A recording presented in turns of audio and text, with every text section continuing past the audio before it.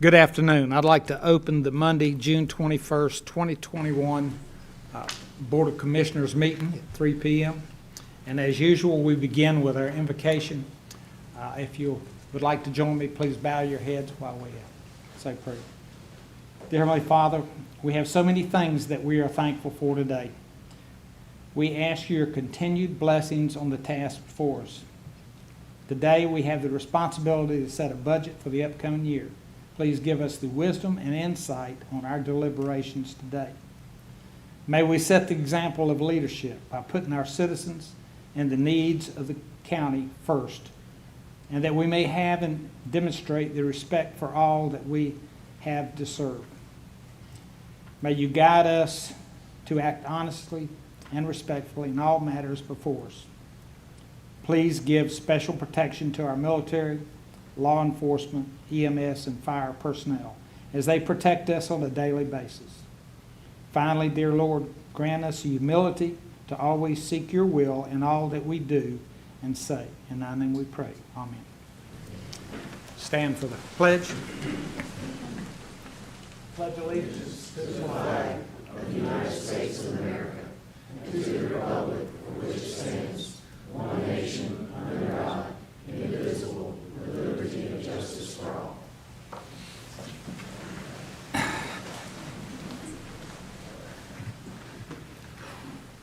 We'll begin with employee recognition and introduction of Clayton Vogner. Very good. Mess it up. Michelle? Yes. I have the pleasure of formally introducing to the public and to the Board of County Commissioners this afternoon Clayton Voynier, our new Director of Strategy and Innovation. This position was added to the pay plan at your February 15th board meeting.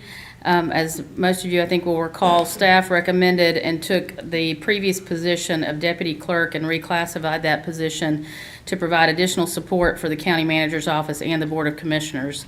This position will be responsible for our CDBG program activities, our transition to a new agenda management software system. Our current system, the Novus Agenda, is no longer supported by our vendor, so we've been working for the last several months to identify new software, and Clayton will be providing overall management of that transition along with our IT staff.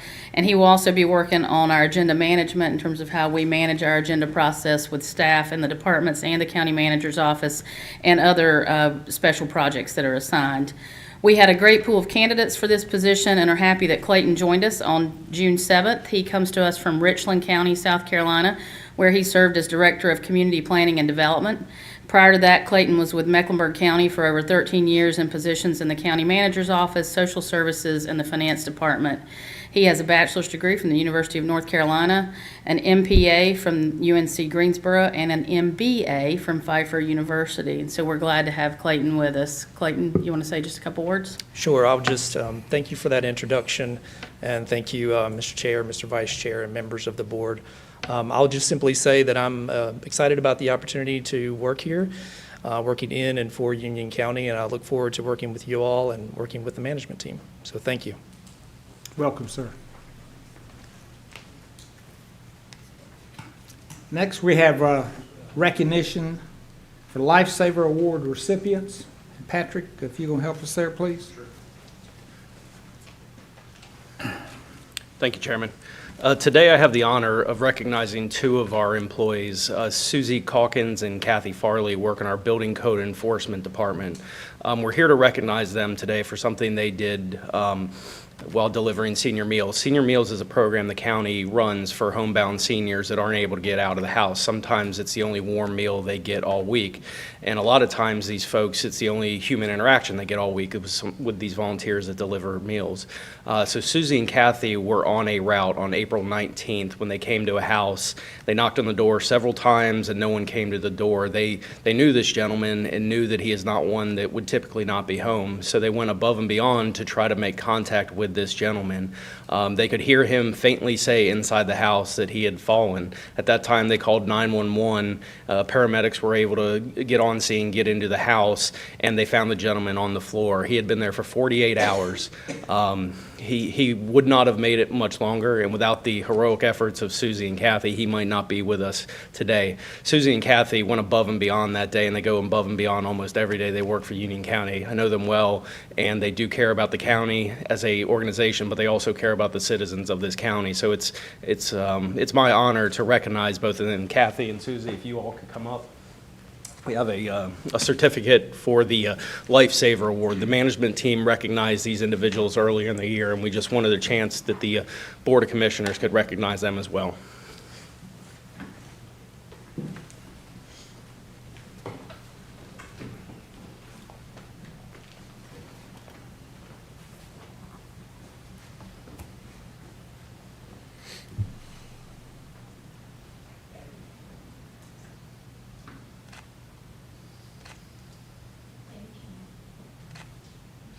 I think the point we need to make with these young ladies, they were out working above and beyond their duties in the county in the first place, helping our community. So they really are to be commended. Thank you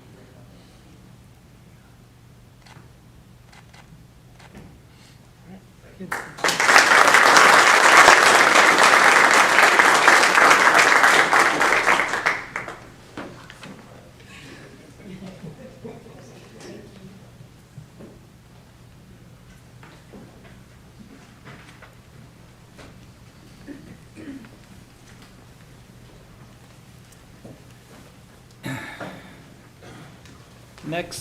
Next item on the agenda is an item that keeps coming up every year, I believe. And that is the GFOA Distinguished Budget Award. Michelle? Yes, sir. Thank you, Mr. Chairman. This is the GFOA Distinguished Budget Award. The Government Finance Officers Association of the United States and Canada has announced that Union County has received the GFOA's Distinguished Budget Presentation Award for its FY 2021 budget. In order to receive this award, Union County had to satisfy nationally recognized guidelines for effective budget presentation. These guidelines are designed to assess how well an entity's budget serves as a policy document, a financial plan, an operations guide, and a communications device. So I would ask Blake and his team if they would come up and be recognized for their efforts in the FY21 budget, and also want to recognize that this was the first year that this group had worked together as a team, and that this is a huge success for them.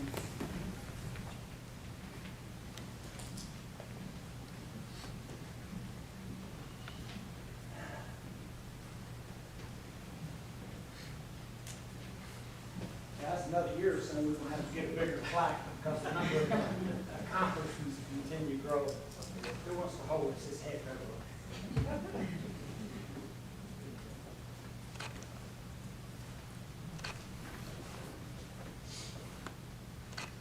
And 1, 2, 3, 1, 2, 3. Okay.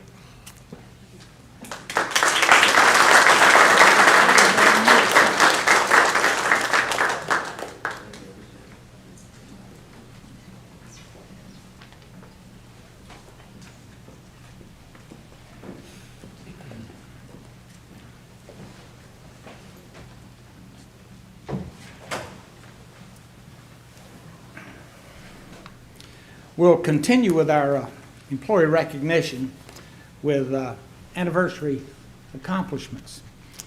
Andy Neff, 5 years with Public Works. Blema Blanco, Tax Administration, 5 years. Kathy Farley, Building Code Enforcement, 10 years. Mary Marlowe, HS Business Ops, 15 years. Gregory Morgan, Public Works, 15 years. We thank these for their service. In June, we had some significant retirements.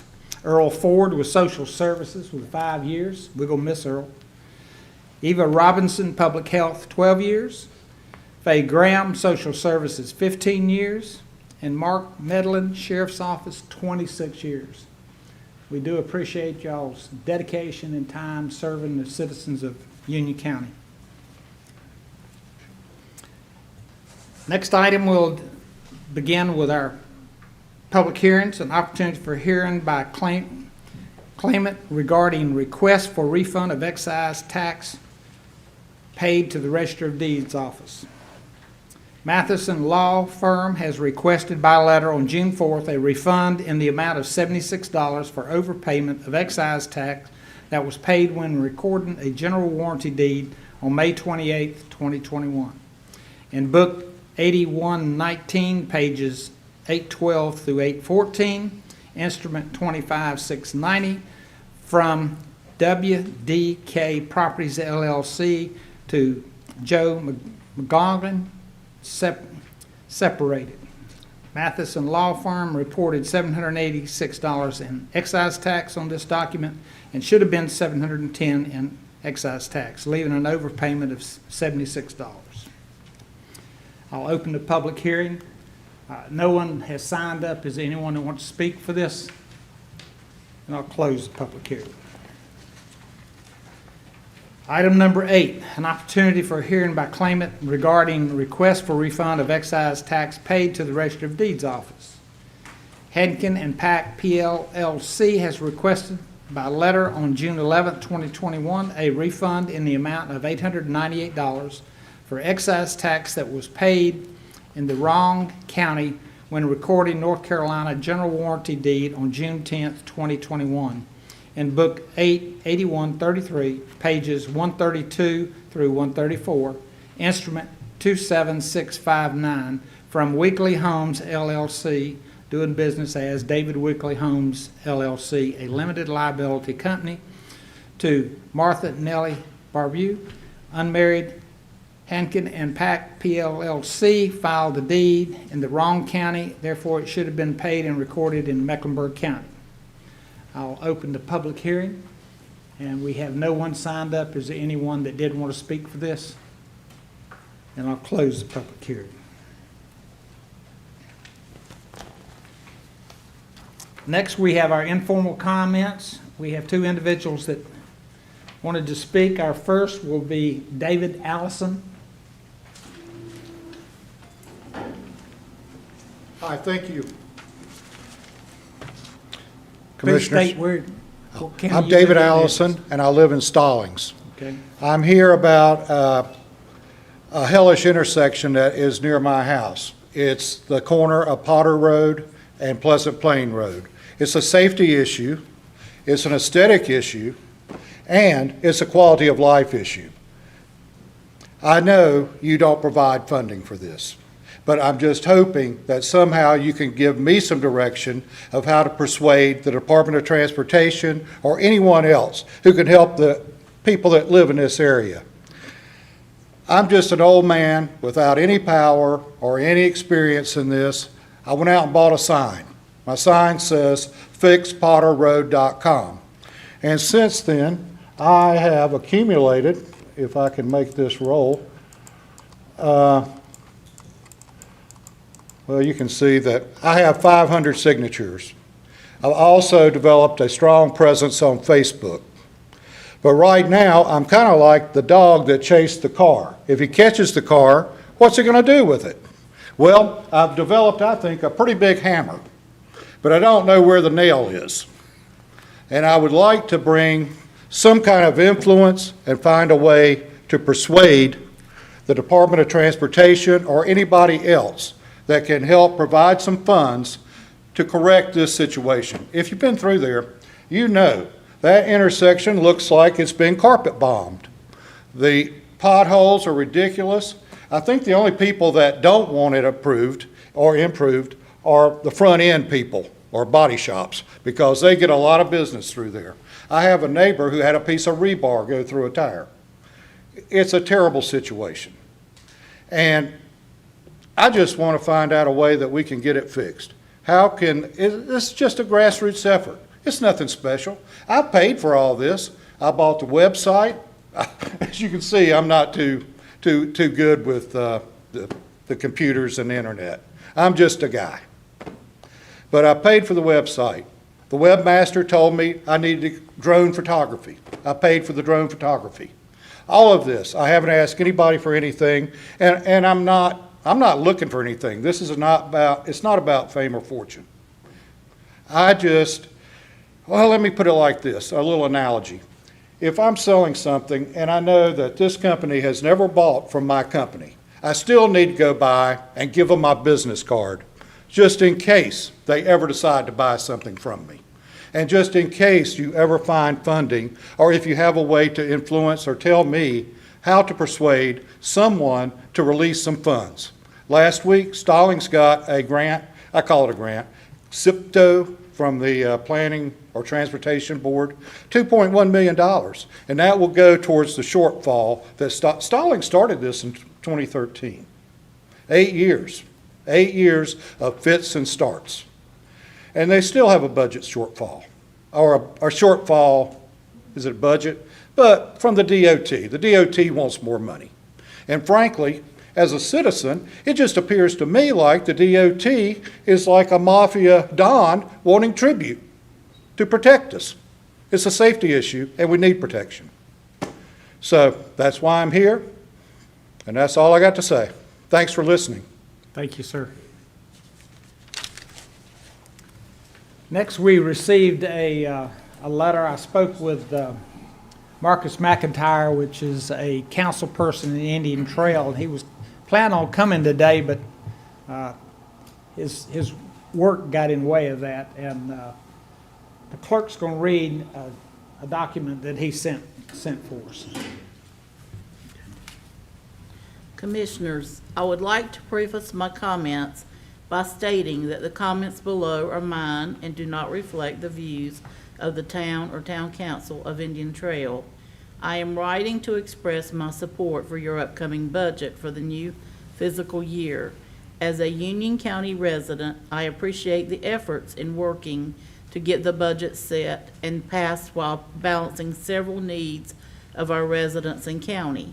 I would also like to express my gratitude for your continued support and cooperation in working together to help solve issues that affect Union County residents. While challenges lay ahead, your approach to education, in particular teacher retention, water and sewer, and other infrastructure needs will help position Union County as a great county to live, work, educate, and raise a family. Having said that, if at any time I can be of service, please reach out to me. Respectfully, Marcus McIntyre. And that concludes our informal comments. Next, we have additions, deletions, and adoption of the agenda, and I have several things. Item number 21, we're going to modify it. It should read, the fireworks display is on Sunday, July the 4th, instead of Saturday, July the 4th. I'd ask to remove item 36, the minutes, for further completion. And I'd like to move item number 45 and 46 above the manager's comments, and like to add an item on water and sewer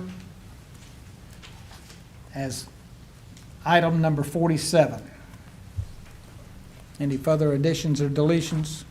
Commissioner Rushing? Item number 35, resolution number 55. I need to ask a question on that before I vote on it, but I think I need to draw it off before I can ask a question. I spoke to that really about it. So that's to add that to the agenda. 35.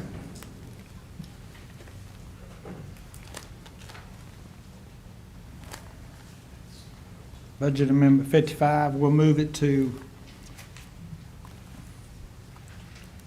new business number 48. Is that satisfactory? Yeah, quick clarification, is that something we have to pass before the budget, or we have to talk about before the budget? I'm sorry. His question is do we have to do this budget amendment number 55 before we address the budget?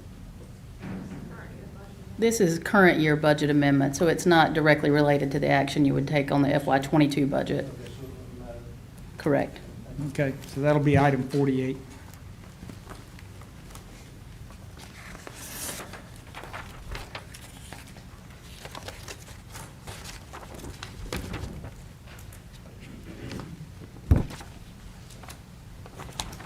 So So that'd be to move item 35 from consent agenda to new business, item number 48.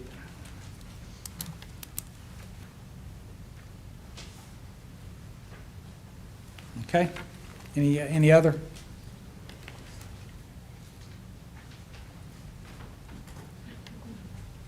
Can I have a motion to adopt the agenda as amended? Okay. Any further discussion? Commissioner Rushing? Very quickly, there's one item on there that I voted against on the, at the Board of Governors meeting. Out of respect for the board, and voted 4-1 to do that. I will be voting in favor of the consent agenda. Okay. So all in favor, say aye. Aye. All opposed? Okay. Next, motion to approve the consent agenda as amended. So moved. Okay. Any discussion? All in favor? Aye. All opposed? Okay.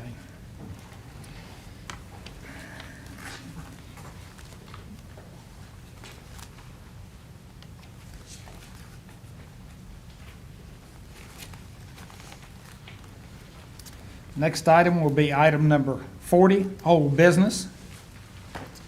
Approve the Union County Water and Sewer District FY 2022 proposed operating and capital budget and fee schedule amendment. Brian? Yes, sir. So, as we discussed at the Board of Governors meeting and previously at your public hearing on this, the board has a proposed water and sewer budget, $72,081,620, I believe. We're asking for the board to consider adopting the water and sewer budget as well as the miscellaneous fees and charges that go along with that. I'm happy to answer any questions you may have. But we did have a public hearing and received public comment at our June 7th meeting. Any questions? Commissioner Rushing? Any rate increases associated with this? Not with this budget at this time, sir. Thank you. Commissioner Simpson? Thank you, Mr. Chairman. I'll be voting in favor of the issue. I guess my question is, how many years did you say it was before we made a change? It was 25 years since we have changed most, if not all, of the miscellaneous fees and charges that we're asking for a change to. I know we're trying to become more efficient, so as we move forward, is there some means whereby we can monitor that such that we can stay on top of it in the future? Yes, sir, that's a very good point. Our staff has indicated that their processes are going to be essentially when we do a rate analysis, we're going to also look at our miscellaneous fees and charges, and we should do a rate analysis at least every 2 to 3 years. So we'll be doing that, not annually, but at least every other year, looking at those rates and fees and making sure that our cost recovery, we're making enough money to cover our costs. Commissioner Rushing? Thank you, Mr. Chairman. Just to be fair, we did increase rates within the last couple of years for system development rates. You So- did, yes, sir. So for developers who come in and put in sewer, water infrastructure, there was a rate increase for them, right? There was a charge for that. When I say rates, I think of your actual rates for the volumetric water and sewer. There was an increase for your system development fees increase. for developers and property owners that are paying towards the capital improvements of our. New construction. Yes, sir, new construction. Thank you. Yes, sir. Any further questions? Brian, to the extent that system development fees are higher, that miscellaneous fees are increased after 25 years of not being increased, to the extent those are increased, that reduces the burden somewhat on regular volumetric rates, right? It does have an impact on our total charges, yes, sir. All right, thank you. Yes, sir. Okay. Further discussion? Then I'll make a motion to approve the County Water and Sewer District's FY 2022 operating and capital budget and approve the amendment to the Union County Water and Sewer District rate and fee schedule related to miscellaneous fees and charges. Any further discussion? All in favor? Aye. All opposed? Okay. Brian, your turn again. Yes, sir. Shoreline Extension Program So adoption. the good news is you will not see me up front. Thomas Mann is our capital improvements program manager. Thomas is going to give you a short presentation on the shoreline extension program.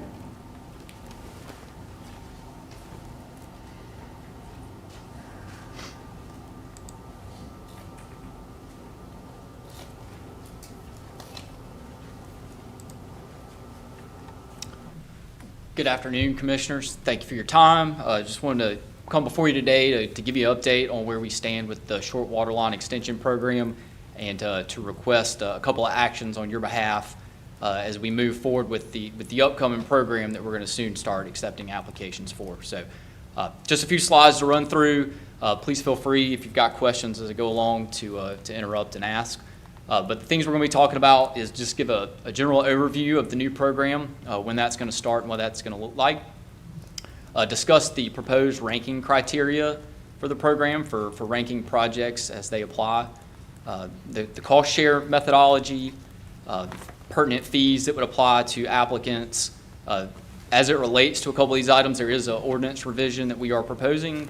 And then, as I alluded to, we'll need some board action at the end of the presentation on the ranking criteria, the cost share, and the ordinance update. So the new program, the plan is to start our public outreach starting in July, so a little less than a couple weeks away, I guess.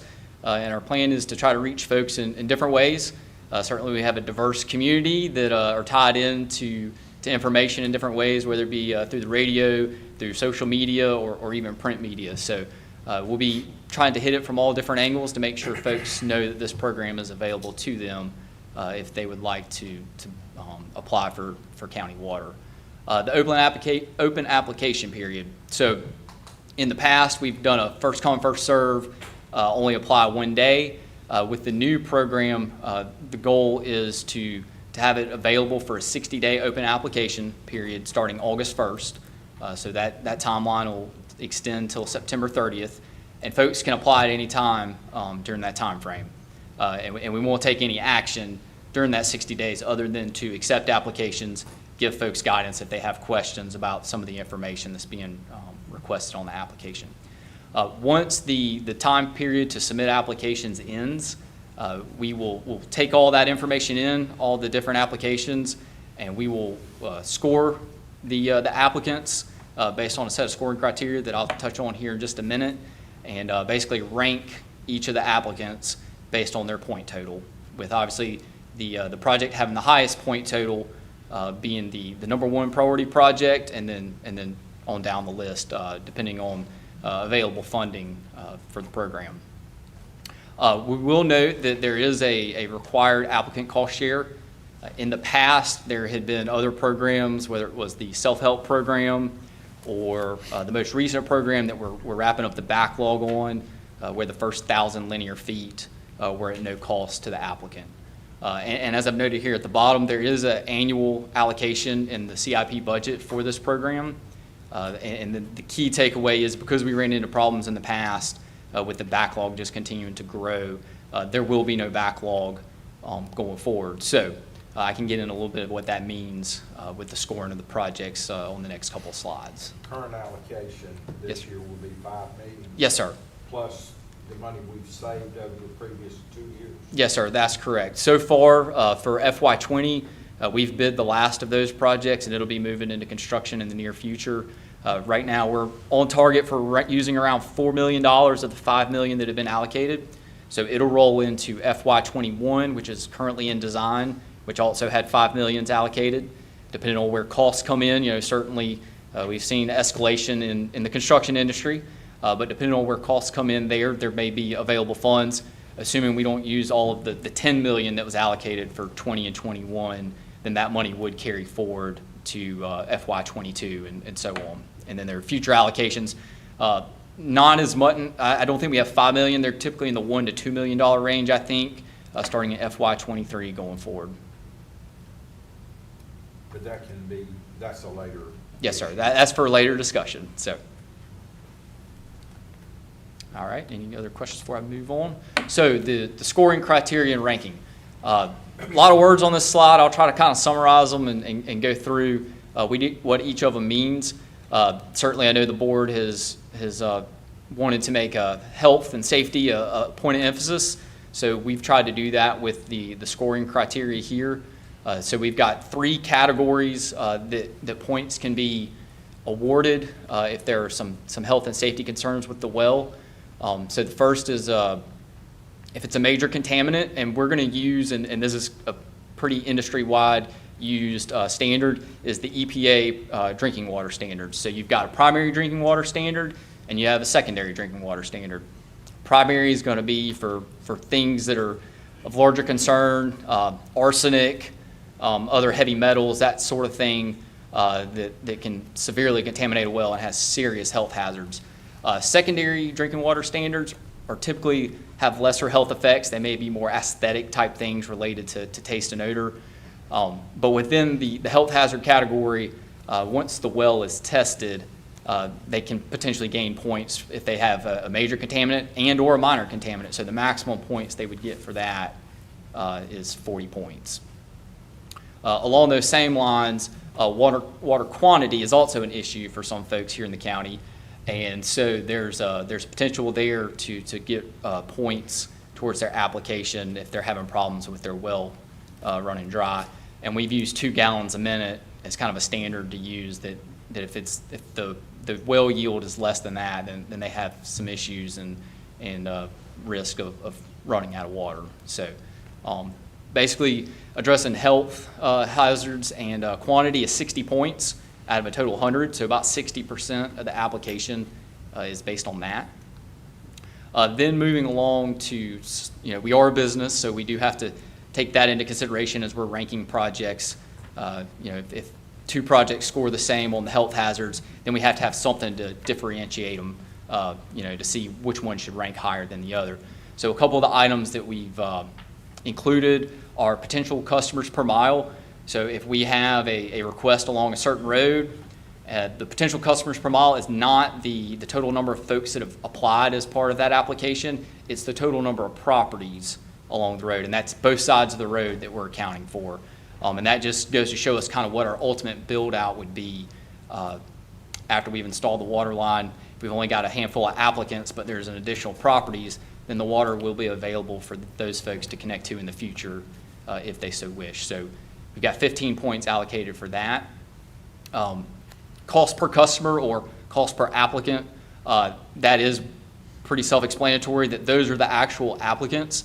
So we will use a standard cost per linear foot to estimate the cost of each project, and then divide that by the total number of applicants within a project location. So they're again ranking so that we're being most efficient with the dollars we have available to serve as many folks as possible. Is that included in is the 1,000 feet applicable anymore? No, sir. Or does this go from 0? Just goes from 0, yes, sir. The 1,000 feet is not in the program ordinance anymore. And I believe that change was made to the ordinance 18 months ago or so. I might be a little off on that, but it was fall of 2019. Any other? As far as the participation rate goes, that's going to be how many folks along a street that have applied are actually participating. So that'll be the total number of applicants divided by the total number of properties. There again, we want to encourage folks to get with their neighbors and for multiple folks to apply so that we have as many customers served by a water line extension as possible. And then the last item is system benefit, and that's typically that's going to apply to stuff that provides us with hydraulic improvements or system reliability. So that may be closing the loop so that we don't have problems with the dead end with water quality, and also having the ability to serve customers from multiple directions in case we have a line break. We're still able to serve them from the other direction. And then certainly the potential for future extensions along a particular road, and then also how it may coordinate with a CIP project that we have scheduled and how all that ties together. So, and as it notes at the bottom, we'll apply the scoring criteria to each of the applicants, and then we'll rank them based on point totals. So The next slide has got a chart with the scoring totals, and there's some percentages that I'll probably need to explain a little bit. But any questions on the criteria before I move to the chart? So, on the chart, these are the same categories that were on the previous page, but one of the items that we did want to touch on is basically a sliding scale for point values based on the percentage of the applicants within a project that check that box. So for instance, let's say we've got a project that's got a total of 10 applicants. 3 of those 10 have issues with their well. So we're going to look at that and say, okay, so 30% of the wells on that project have an issue. So they would, if you look at the first category under water quality, they would get all 25 points. Let's say there's another project that there's 10 applicants and only 1 of those wells has a water quality issue, then they would get 20 of those points because they're only at 10%. So it's a way for us to also discern, not to say that a well issue is not a serious issue, but if we have a location where we have more properties that have contaminated wells versus less properties, that becomes, it's going to score higher and be a higher priority. And the other categories kind of work the same way. I can tell you that maybe I'm just an old guy and I don't remember having any discussion on these details. Yes, sir. So I can't support it without more information. I'm just going to be honest with you up front, because this has been one of my pet projects, because we had an 8-year backlog, and fortunately the manager stepped up and provided the funds to get that backlog done. You're giving me some new information here, and you're going to ask me to vote on it. I can't vote on it until we have some more dialogue. Rather be up front with you. Yes, sir. In the beginning. Understand that. And I may add, I guess I was negligent in not adding this. This scoring matrix is very similar to the one that we used to rank the backlog projects for FY20 and FY21. We did tweak it a little bit. That program was based on kind of an odd number of 130 points, so we wanted to scale it to a standard 100 points. So we made some minor adjustments. One of the categories on that ranking was how many years folks had been on the backlog. So with us not carrying a backlog going forward, that point criteria came off, and then we made some other slight adjustments to get to 100 points. So, Mr. Chairman. Commissioner Rushing. What kind of impact will this have? So we have people in the pipeline already, ready to go. The cost per customer and the participation rate. yes, sir. So we went from 450 to, what was the rate it was just increased to? Not quite 1,100. To what the new rate? What's the new rate with what we just passed? The tap fee. Yeah. Tap fee went to 1070. Okay. Is that going to impact these people that are in line? Are they going to have an additional cost, or their grandfather that they don't have to pay it? You mean in line, you mean the ones that we have projects that we're already designing and we'll do construction for? Right. You mean by in line? I'm not sure. They've already paid that tap fee. That was So they've paid. when Their we grandfather. started attacking the backlog. All of those applicants were contacted to see if they still wanted to remain on the list, and if so, basically the way they locked themselves in was going ahead and paying the $400 tap fee. So they are covered from that standpoint, and the tap fee increase that was approved by the board doesn't impact them. Are there some that are not covered? No, sir, because if Everybody's they paid. didn't pay the $400 to remain on the list, then they're no longer on the list, and we've addressed all of the backlog at this point. Okay. So from here forward, That's correct. they will have to pay the increased. Well, the next slide kind of addresses that. right, It's kind of built into the cost, so I can maybe touch on that once we move on, if that's okay. I guess the other piece is you talked about sharing the cost of the people that signed up, and 3 people, 4 people signed up in Yes, sir. a 1,000 foot, but there's 15 people that live in that 1,000 foot. How are you going to address when the other people want Yes, sir. to connect on when their neighbors have already paid for it? He's got it. That's the next one, okay. Okay. Any more questions on the scoring before I move forward? All right, so cost sharing. So the ordinance was updated in the fall of 2019 to look at various cost share options. The ones that were approved and incorporated into the ordinance was a special property assessment or a cost per linear foot. The special assessment was set up to apply to the vast majority of the projects that would apply for the program. It'd be a very unique situation that we would have applied the cost per linear foot. Most likely a situation where it was a property very close to an existing line, so it was a short extension only impacting 1 or 2 properties. As we've discussed and reviewed the cost share the way it's written now, there were some concerns about how it would be received by the public. And also, it was going to be a very cumbersome process for us to administer multiple public hearings, multiple mail-outs, multi-year assessment on folks' property taxes. So in meeting with management, there were some discussions about how can we maybe simplify this process and also not have some of the negative pushback that may have come from some property owners that were assessed on their tax value if they were not going to connect to the water. And so what we wanted to do was look at a different cost share method to simplify the process and also only apply to folks that applied to be part of the program so that folks that were not applying were not unduly burdened by that. So the proposed modification to the ordinance would be to go with a standard flat participation fee that would be approved by the board annually, the amount of that fee. That's certainly something that we would look at on a year-to-year basis to make sure that it was fair and equitable to the applicants, but also fair and equitable to our current customers and how we cover the cost of these extension projects.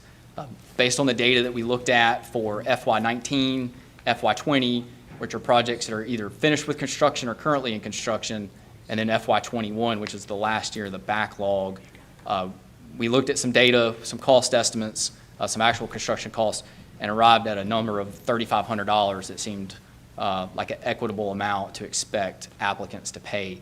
And this amount would only apply to applicants. It would not apply to other property owners along the road that didn't apply to be a part of the program.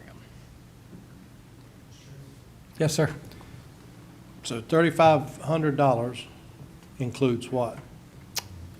That is their cost as a contribution towards the project. Total. With one caveat, and I was going to get to that on the next slide.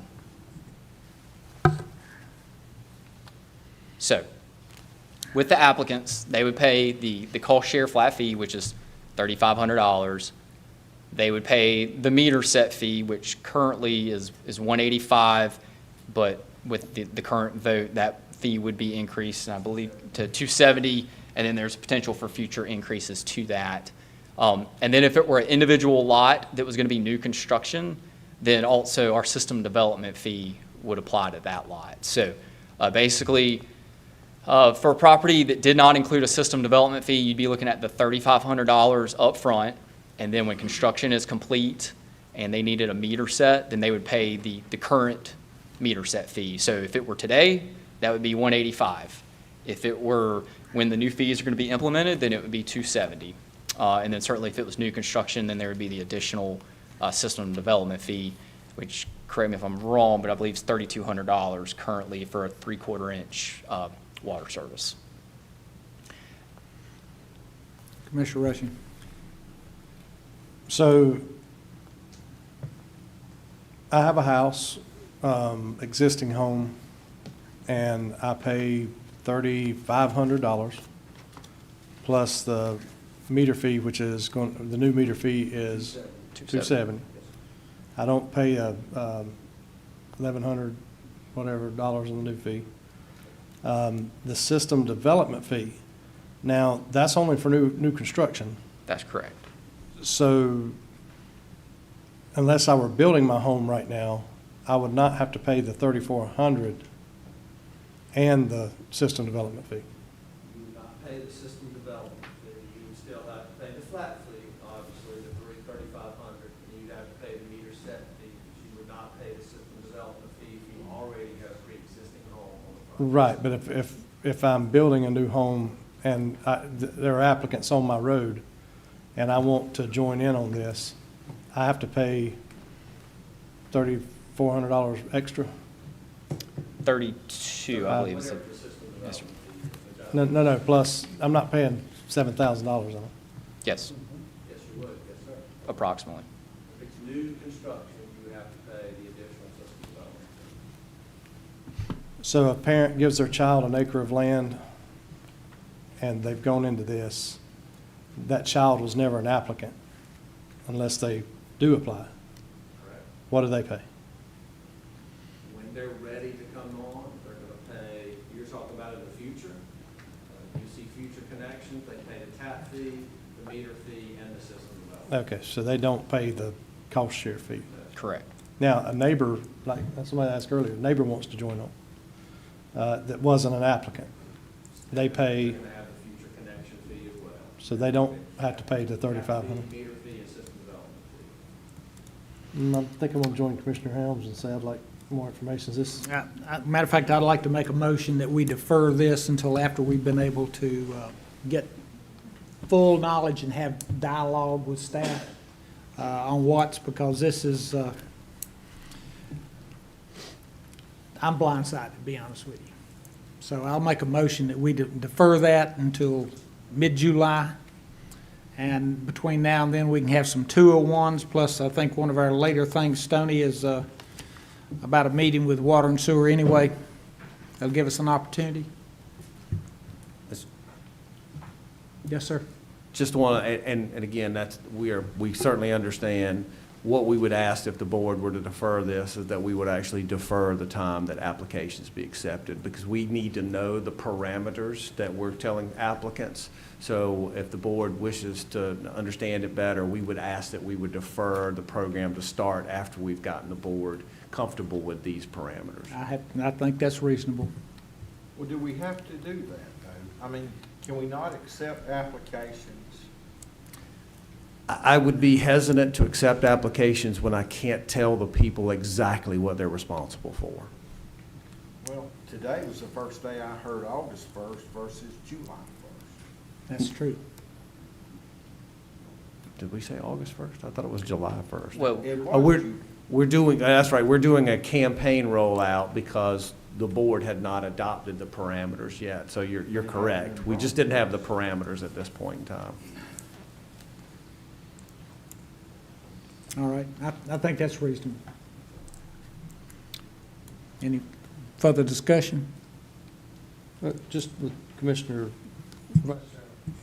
Rate, I mean, we have a process in place that we're following. Like if I came in yesterday, I could apply, right? No, sir. We have What's the application discontinued, time? we have discontinued the short line program. This is the new program to take effect. And the board wanted to have a more clearer defined gotcha. role. So And when that- does the application period reopen?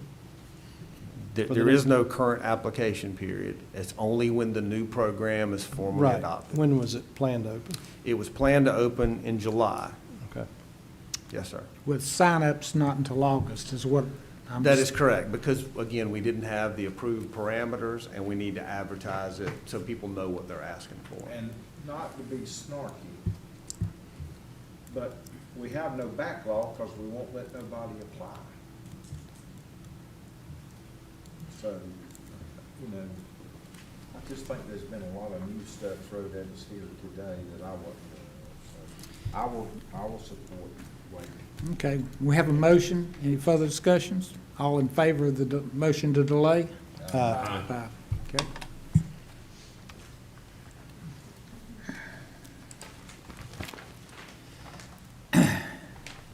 Next, we have item 42, American Rescue Act funding update.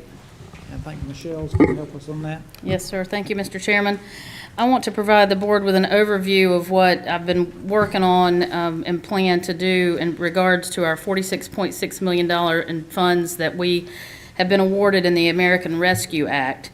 The action you're asked to take today to approve an SRO 61 and ratify the acceptance of the ARP funding in the amount of $23,294,900 and to delegate the responsibility to execute any necessary agreements on this acceptance was included in your agenda package. The delegation of action only applies to the agreements necessary to ensure that the funds have been provided to us. The board has to take that action, so we need that delegation because we've already accepted these funds, so that's what you're ratifying. Any future actions regarding these funds would come to the board for authorization. Before I go over the stakeholder advisory group information that was included in your package, I want to just add a few comments about these funds and kind of where I think we're headed and get feedback today from the board. I know that some of you have wondered, have asked why these funds weren't included in the FY 2022 recommended budget. And some of those technical answers were provided at a previous board meeting, and that was in terms of the guidance that we have from the Local Government Commission in terms of placing these funds in a special revenue fund that would cross multiple fiscal years and how we need to account for those funds. And then there will be additional reporting that's required for our finance staff as we look to spend these funds over the next several years. So just to give you the parameters that we have in terms of the years that we're talking about, and then I'll talk more about the parameters around how the funds can be spent. So local governments have until December 31st, 2024 to obligate the ARP monies. And then we have until December 31st, 2026 to actually expend the funds. So the decisions on these should be expected to span quite a bit of time. The number that you have in the special revenue ordinance, the 23 million number that I referenced, that's half of the funds. And so we have been told that we should expect the second half of these dollars in about 18 months. So currently, you only have the 23 million, you don't get all 46 million up front. The expectation from the Act is that the dollars would be used to support urgent COVID-19 response efforts to continue to decrease spread of the virus and bring the pandemic under control. Specifically, these are the items that are listed. Replace lost public sector revenue to strengthen support for vital public services and to help retain jobs. Support immediate economic stabilization for households and businesses. Address systemic public health and economic challenges that have contributed to the unequal impact of the pandemic on certain populations. Additionally, the funds provide substantial flexibility for each jurisdiction to meet local needs, including the support for households, small businesses, impacted industries, essential workers, and the communities hardest hit by the crisis. These funds also deliver resources that recipients can invest in building, maintaining, or upgrading water, sewer, and broadband infrastructure. As you heard in the list of eligible uses, a jurisdiction could use these funds to replace lost revenue to strengthen support for vital public services and to help retain jobs. And this is going back to what I pointed out. I know that there's been a question about why we didn't include these funds in the budget. We do not have a lost revenue situation, so I cannot answer that fundamental question. Do we have lost revenue? We do not at this time. However, there are going to be a lot of opportunities, and when we look at all the other categories that we have, and without knowing what our future looks like, we could be in a different revenue situation next year or the year after. And as I said, we have until 2024 to obligate the funds, until 2026 to actually spend them. So if we get into a situation where we have lost revenue, I think you could expect us to come back and perhaps recommend this as a source that we would want to tap into. As outlined in your agenda package, what I'm proposing, or that we're planning to do, working with staff and a stakeholders group, that would be a small group of folks from the community, 12 to 15 people that represent small business owners, nonprofit leaders, developers, all parts of our community geographically, to provide general and broad recommendations on what I'm calling buckets for spending the dollars that have been that have been provided to us. We're not looking for specific details on how to spend. We're not looking for a group to say you should spend $50,000 on X project or $100,000 on Y project, but really looking for broad recommendations that would come back to you for general recommendations. We anticipate having these stakeholder meetings throughout the month of July, and then we would bring back a recommendation to the board's meeting in August. As we've talked in our office, I've talked with staff, and we've talked about this quite a bit, and I've even had this conversation with some of you. You know, this is definitely for us a once-in-a-career opportunity to ensure that investments are made that have a long-lasting impact. We don't want folks sitting around 10 years from now saying, what did those folks do with that $46 million they got when COVID hit? We want it to be things that have a lasting impact and really, you know, make a mark and leave a mark on the community. We want this to be a thoughtful and deliberate process, and we want it to have broad support that you can feel comfortable with and that you think there's credibility with. So I've started thinking through a list of names of potential stakeholders. I would be happy to hear from any of you if there are folks that you have in mind that you think would be good participants. I would want to include them. Particularly people who have, you know, credibility with the community, with you as board members, and can add a strategic perspective to what we can expect to do with these funds over the next several years. And with that, I'm happy to answer any questions you might have. Any questions? Commissioner Rushing. Thank you, Mr. Chairman. I'm going to be voting against this item. First of all, you have, I can recommend 5 names of the people sitting up here on this board that go through a budget every year and know the needs of the community probably as well as anybody in the community. We hear them every budget cycle. We don't create an advisory board that comes up and tells us how to budget and raise taxes or not raise taxes. So this money, this $23 million, and eventually will be $46.5 million. I think that this board needs to hear it firsthand, and we need to make a decision. We're the elected body. We're the elected officials in the county, and I think that we're very capable of making these decisions. Whether even I agree with my fellow commissioners on anything or not, this board is elected, this board represents the people. The next thing is, and this is something I was going to ask with that last item, but it's relevant here. This eventually $46.5 million. The manager and I spoke earlier this morning about the agenda items, and there was an item on there that there's an additional funding. Did you ever find out the total amount of that additional funding we'll be getting? You said, I think you said 50 million this morning, but that's... No, that has to do with the opioid settlement. Right. And we'll be hearing about that in closed session. Okay.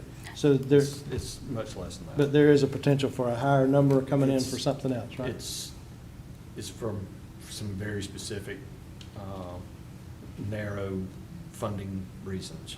Right.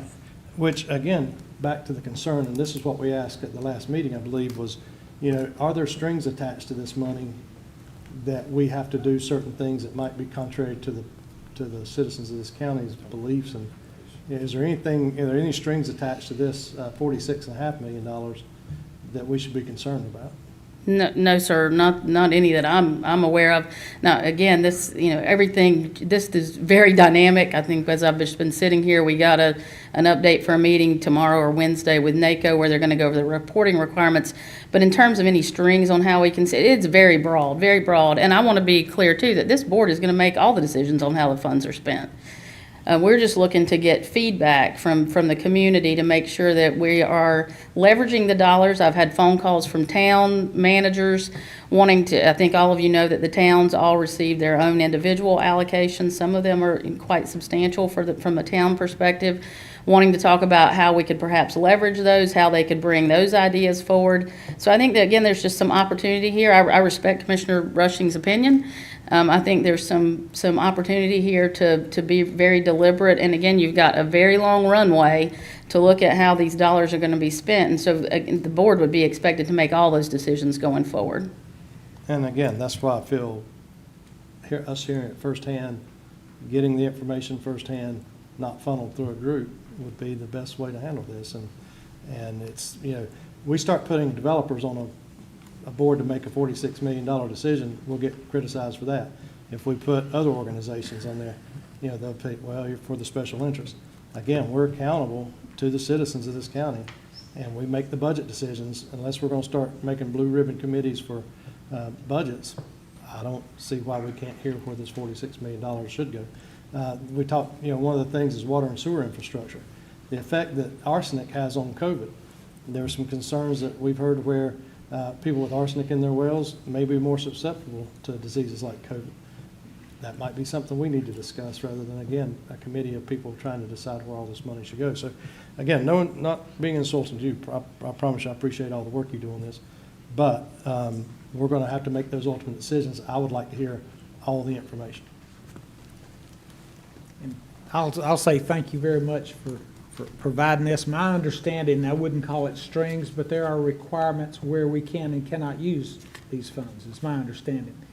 Well, there are guidelines. I mean, the items that I shared with you. And again, I think the overall message has been that it really needs to be what the community thinks is important. I mean, the guidelines are 151 pages long, but when you boil them down, the overarching theme is community input, making sure they're being invested. Obviously, the COVID piece is right out of the gate, one of the things that they've shared.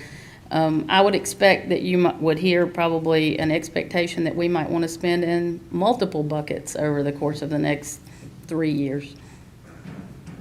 Well, I understand what Commissioner Rushing is saying, but also I think it's, we can make decisions up here, but if we make it without listening to our citizens, make it in that vacuum, we can make a fool out of ourselves. So I'd rather hear, and I will support this, because let the community speak and tell us and give us their suggestions. It's kind of like the 2050. There's a lot of good things came out of that. There's some things that I disagree with. Well, I can vote for what I agree with, and what I don't have to vote for. And I see this as something similar. But at least it lets our community have a voice in where we're going with this. Commissioner Ray. Stoney, I want to say this, and without any malice, I don't see any difference in letting these groups talk versus when you go on social media and say something and you get all these responses. I mean, is that not a meeting of people? I know they said that would be you were right when you said 46 million would go a long way. It would, if that's where we want to spend it. Somebody said fix the roads. That would be a good thing, but is that not the same committee when you get comments on social media? Is that not the committee feeding back to you too? Yes, sir, it is. And when I do that, I'm elected by those people to hear their wants and needs. And I'm elected to make those decisions, just as you were elected to make those decisions, as all of us were elected to make those decisions. So as I'm making those decisions, I would rather, if making those decisions wouldn't be filtered through a group of people who are not elected. John Smith doesn't have his number out there for everybody to call and have their input. Stoney Rushing does. Dennis Raitt does. Richard Helms does. So what I'm saying is, if you're going to make a committee, go ahead and make a standing special meeting, and so we can all be at those meetings and listen to it for ourselves. If I go, you go, and David Williams go, that's a meeting of this board, so we can't all even go listen to all the information. Instead of the staff having to present the information twice to two different groups, we're going to be making the ultimate decision, so I would like the ultimate information. And that's not being disrespectful to anybody here. It's just that there's a lot of things we've been asked by the community, people who've stood at that podium right there and said, are there any strings attached? I would like to know if there's any strings attached. I would like to hear it firsthand. But in order to do that, and in order for you and any of the other commissioners that would like to go do that, we either have to attend these meetings as a special meeting, or we have to try to watch them online or try to watch them somewhere away from each other. And I'm just saying, why waste time? Why have to say it twice? Will the staff say it? Will the staff present the same information presented to that group to this board? Well, if we were to, Absolutely. I think you know me well enough to know that that's going to happen. So, and we're the ultimate authority. Yes, absolutely. So why would we not just make the decision? Why would we not just hear the information and make the decision? We're going to be making the decision anyways. Is this required? And this is a very good question, and if you answer it, I'll vote for it. It's Is not it required, but required? it is highly recommended that you receive community input, and this is the method that I believe can give us that in a very streamlined approach. So normally we have a public hearing, like if we're going to do a rezoning, or if we're- That's not a requirement for this. but if we did a public hearing on this so that people could come in and all give us their opinions, that would satisfy the hearing the community input, right? I would leave that to the board to make that decision. I've made the recommendation that I think is appropriate. Mr. Chairman. Yes, Let me offer this up, Stoney. If we had the meeting here and recorded it, and it's archived, we could watch it, you know, and then that way we don't have the problem of a quorum, but we can watch it. And then we, you know, they can send their recommendations to us. I mean, when you posted about the 46 million on your Facebook page, there was not one thing that people listed to do that I didn't agree with. But the problem is you've got to get a majority to vote for it on the board, you know? And that's where I really try to get us all to do, is to work together on the issues so that we're a homogeneous. And let me make an apology to all my fellow commissioners right now. Many years ago, when I served as a commissioner, every meeting that we had, where our public information folks are sitting right now, up in the top floor, in the 9th floor, there sat a reporter from the Charlotte Observer and from the Inquirer Journal. And they would report on what went on in this meeting. I don't know about you guys, but I don't think I've had a reporter from either newspaper talk to me in 5 years, 6 years, maybe, about a county issue. I can't remember when the last one I seen was here. So if I have an issue that I go on social media and talk about, those issues mean something to me, and they usually mean something to the people who elected me. So I apologize if it makes anybody angry that I go on social media and say, well, we're going to vote for a 1-cent tax increase. Or if I say there's $905 million in public works projects and the rates are going to go up. I apologize. But Commissioner Williams here came to this board by running because he was concerned about some of those issues. And he ran for office, and he was elected by the people, just as I was elected, just as you were all elected by the people.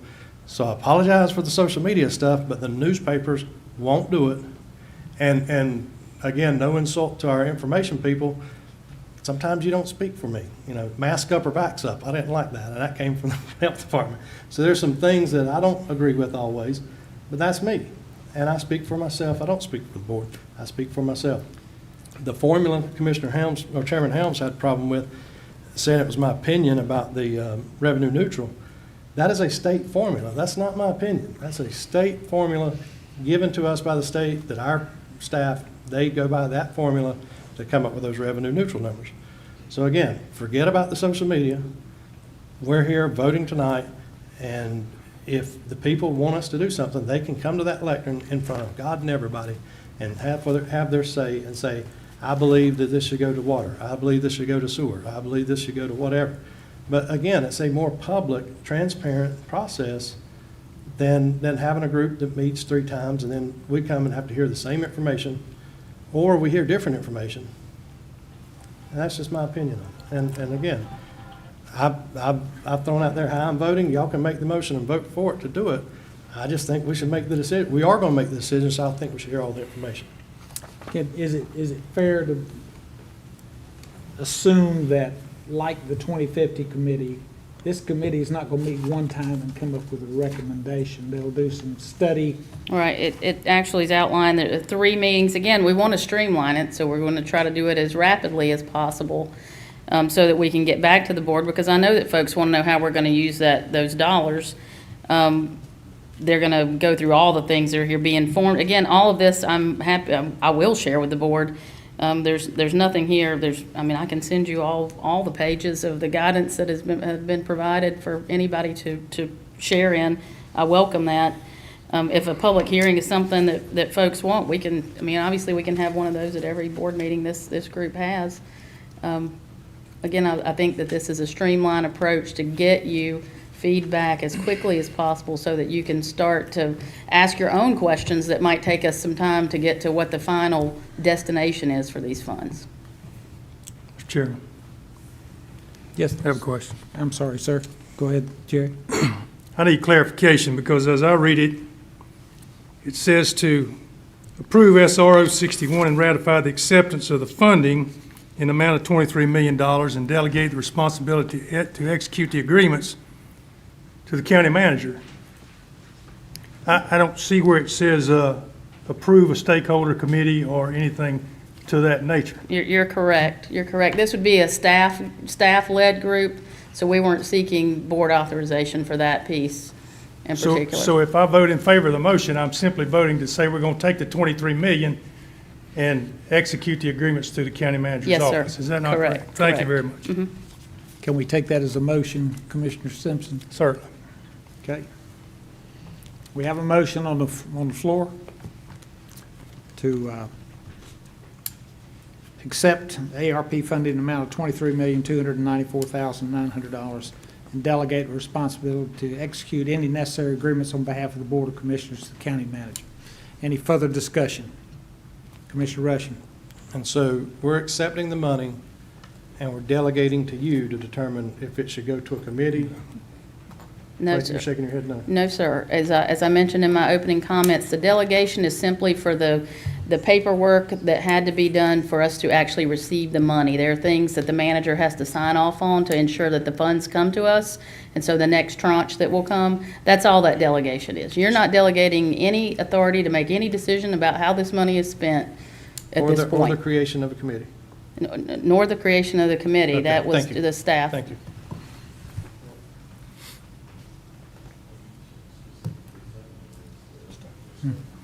Wait just a minute, Mark's talking. Hang on a second.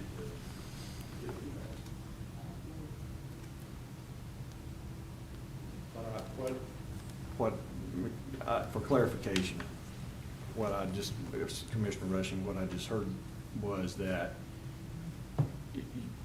your understanding is that the motion would not allow staff to form an advisory committee to get feedback and then bring recommendations forward to the board. Right, we're voting to accept the money. That's what we're voting to accept the funding. But there's nothing in there that says that you can't do the groundwork to have recommendations to come for us. Well, I mean, I guess I'm gonna be clear that that's what I expect to do by what I've written here. Again, we weren't asking for the board, I wasn't asking for the board to authorize that as a committee of the board. It would be a staff-led group to come back and bring you further input, community input on how these funds would be Can used. commissioners participate in that if they wish? That is As fine. long We as will don't have follow a all quorum. the, yeah, absolutely. This would be open anyway. Well, I personally would love to have the feedback from our community and what they thought and help us to Could we make the announcement of those meetings where if all 5 commissioners wanted to show up, can we say that there may be a quorum of commissioners? Yes, I'll work with legal staff to make all that happen. So that there's not a problem if everybody wants to go. And when we identify the folks, I will share those with you again if you have people that you would like to be included.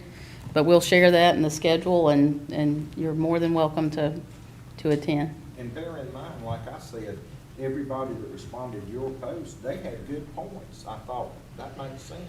Potholes, bad intersections, but we've got to reach a consensus as a board of what we're going to do. Okay, we have a motion on the floor. Did you have something to say, Mr. Attorney?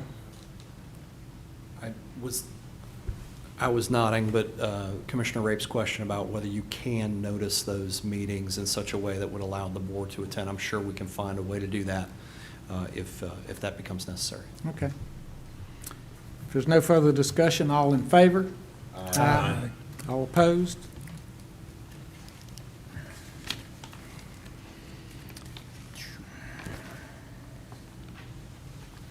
Number 43, amendment to the Union County Personnel Resolution. Julie? Good afternoon, Commissioners. The item you have before you is a request to amend the Union County Personnel Resolution. It's specifically Article 6, which contains the time away from work policies for county employees. This item would add 3 new benefits for employees that are a result of the employee feedback from the 2020 Employee Climate Survey that we had back in January of 2020. As part of that survey, a section was added to gain feedback from employees around work-life benefits. This consisted of 10 items for employees to rank. And from those results and rankings, we took the top 3 items to review and research in coordination with the management team, and ultimately to bring to you to approve tonight. Those items include 3 items. One is a floating holiday, one is paid parental leave, and the other is volunteer time off. I'll give you a brief snapshot of each of those proposed benefits. You also have the full policy information in your agenda packet. I will mention that all of these benefit options would be non-accruing, meaning they do not roll over or add from year to year. It's a one-time opportunity for employees to use those once each year. So the first one is the floating holiday. The county currently has 11 standard days as observed holidays. The floating holiday would add 1 day annually for employees to celebrate or observe a holiday or event not officially observed by the county. This allows employees to choose a holiday or event that is important to them to honor or celebrate. So that could be another political or religious holiday that's not currently observed, or even potentially just taking their birthday off if they choose to do so as that floating holiday. This floating holiday would become part of the current holiday policy and have the same criteria for utilization within the designated holiday leave year for employees. The next item is paid parental leave. This benefit has been something of interest to employees and the organization for a few years. As of late, the federal government recently added paid family leave for its employees last year, this was in October, to include a benefit of 12 paid weeks for family leave. The state of North Carolina currently offers 8 weeks of paid family leave to its employees also. We surveyed a few public sector organizations and found that it varies for those offering this benefit anywhere from 2 to 8 weeks from other public sector organizations. We are recommending 8 weeks of paid parental leave that could be used specifically for the birth of a child, adoption of a child, or foster care placement of a child. This leave would run in conjunction with FML and also follow all of the eligibility requirements for FML to qualify for paid parental leave. This means that employees would have to be employed for at least 12 months with the county before they could request paid parental leave. Keep in mind that FML, or Family Medical Leave, provides for 12 weeks of leave for qualifying events. This policy would allow 8 weeks of that time to be paid, but it does not change the amount of time an employee can request off. That's a set amount of time. The last item that we're bringing before you is a volunteer time off policy.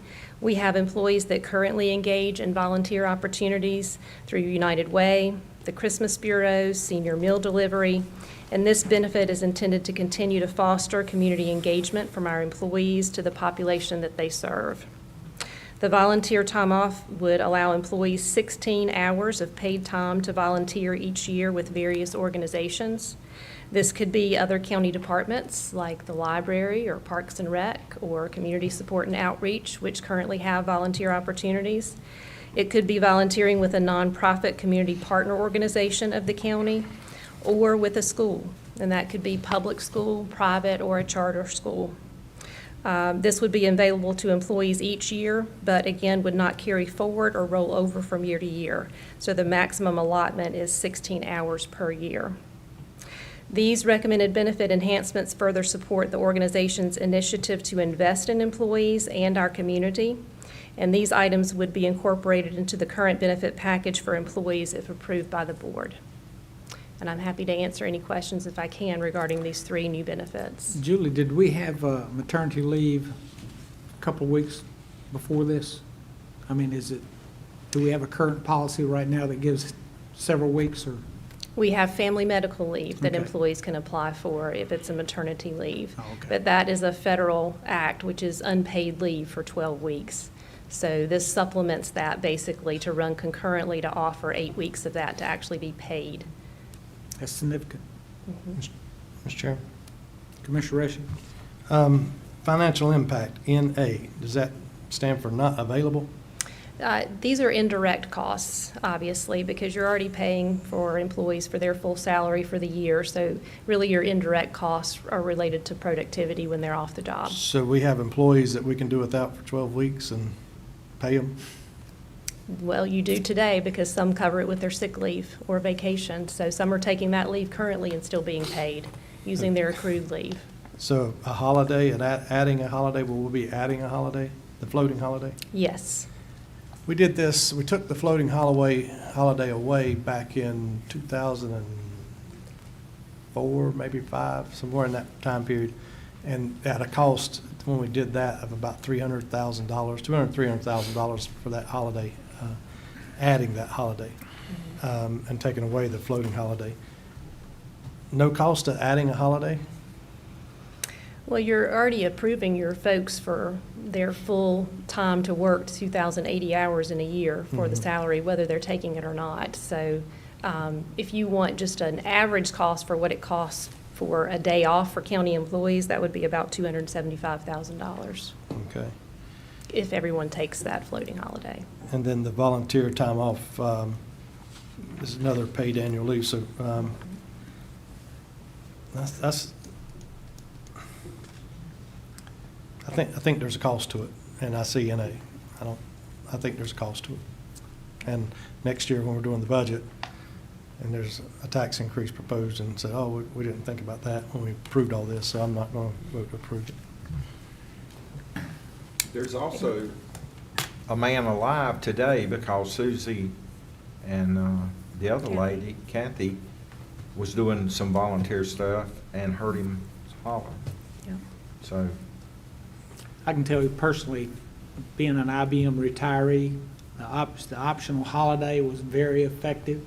I managed groups, and it made it much easier to manage and communicate with them. So I'll make a motion to approve the amendment to the Union County Personnel Resolution, Article 6, take away from work to include the new benefit policies of volunteer time off, paid parental leave, floating holiday, and other technical updates.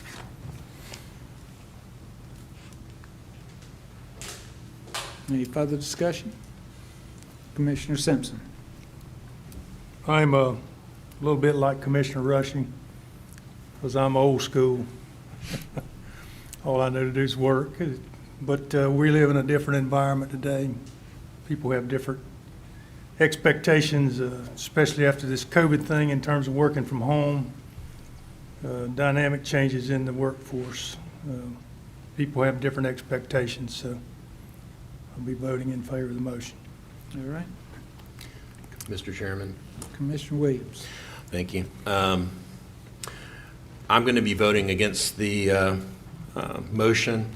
I think in a fiscal cycle where we're contemplating even a 1 cent increase in our tax rate, a 1.7% tax increase, I think we need to be very thoughtful about expanding benefits for our county employees. I understand that on the parental leave, it's 100% compensation for those 8 weeks. And that's whether you're recuperating from a birth or whether you're just a bonding parent. Again, I think this is pretty generous in an environment where we're contemplating a tax increase, so I will be voting no. Okay. Any further discussion? All in favor of approving as presented, say aye. Aye. Okay. All opposed? Nay. No. Okay. Thank you, Julie. Next, we have adoption of the FY 2022 proposed county operating and capital budget. Mr. Manager. Thank you, Mr. Chairman. The proposed fiscal year 2022 operating and capital budget provides a balanced, physically sustainable financial plan for Union County. The FY 2022 operating and capital budget process has included numerous public discussions and collaboration concerning the budget process, and the capital budget. This budgeting process, again, has been a collaborative product based upon the input received at budget work sessions and meetings conducted with county departments, this Board of County Commissioners, information received from outside agencies, and information received from school officials and those with agencies, our community partner agencies. The total recommended operating budget for FY 2022 is $510,289,544. The general fund, the general government fund, includes $167,278,991 for Union County Public Schools' current expense funding, pay-go capital funding, debt services, and other related costs. The total recommended general capital funding for general government and Union County Public Schools in fiscal year 2022 is $405,943,681. This includes $425,904 of previously appropriated funding and $44,517,777 of additional funding in FY 2022. As required to be reported by North Carolina General Statute 159-11E, the FY 2022 revenue neutral rate is 0.5780. The FY 2022 proposed tax rate to support this budget is 0.5880. As follows: 0.4855 funds general government, and 0.1025 funds our debt service. As required by the general statute, a public hearing was conducted and public hearing was received on June the 10th, 2021.